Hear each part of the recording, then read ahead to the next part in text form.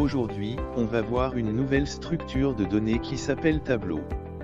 Afin de comprendre l'utilité de cette structure, imaginez qu'on veut créer un algorithme qui demande à l'utilisateur à saisir les noms d'une classe un par un.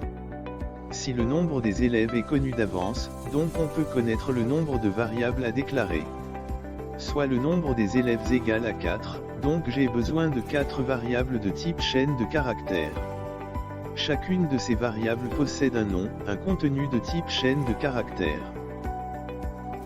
La solution en algorithmique sera comme suit. Pour les 4 noms, nous avons besoin pour chacun 2 instructions, écrire et lire. Ensuite les valeurs seront stockées dans 4 variables de type chaîne de caractères puisque le nombre des élèves est connu, soit égal à 4. Nous remarquons dans notre code une répétition des instructions écrire et lire qui peuvent être augmentées, si le nombre des élèves soit plus grand.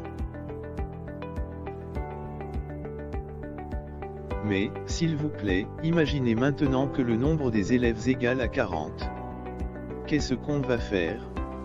Tout simplement, on procédera alors de la même manière, on créera donc 40 variables et on déclarera 40 fois les instructions écrire et lire.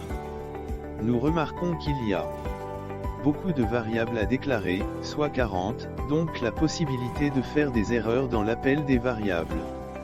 Ainsi que notre programme devient très volumineux en nombre d'instructions. Heureusement, il existe une solution pour un tel traitement, il s'agit des tableaux. Un tableau est une variable qui peut contenir plusieurs valeurs de même type à la fois. Il est caractérisé par un nom comme notre exemple, le nom du vecteur est élève. Type de contenu, qui est le type des éléments dans le vecteur, dans notre exemple chaîne de caractères. Et la taille, en effet chaque élément dans un tableau est numéroté commençant par 0 et incrémenté par 1 jusqu'à le dernier élément. Sa taille est calculée comme suit.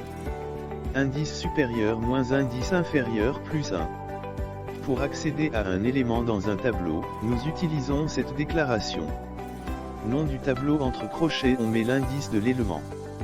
Par exemple l'élève de 2 contient la valeur amal. Pour modifier un élément dans un tableau, nous utilisons cette déclaration. Nom du tableau entre crochets on met l'indice de l'élément reçoit la nouvelle valeur. Par exemple l'élève de 2 reçoit Saïf, donc amal sera remplacé par Saïf.